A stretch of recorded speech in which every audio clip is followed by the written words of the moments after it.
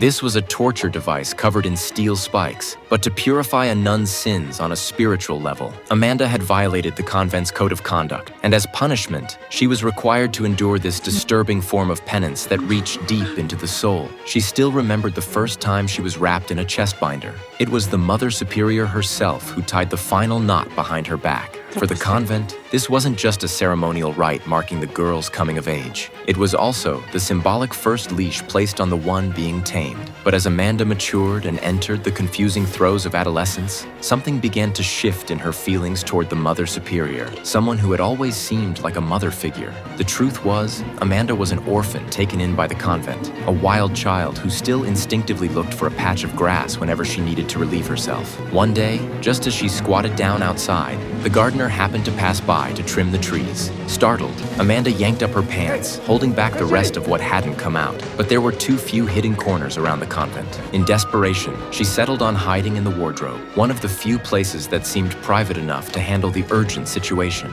After making sure no one was around, she quietly shut the door behind her. Soon, lunchtime ended, and as the nuns gathered for prayer, a sudden scream echoed through the chapel. The source? The stench coming from the wardrobe was overwhelming, so strong it exposed the mess before it had even cooled down. To be fair, it wasn't entirely Amanda's fault. No one had ever taught her that there was a proper restroom for such needs. Even now, Amanda remained confused, while the other nuns all turned their eyes to the Mother Superior. In this sacred place, to defile the holy grounds meant facing sevenfold purification.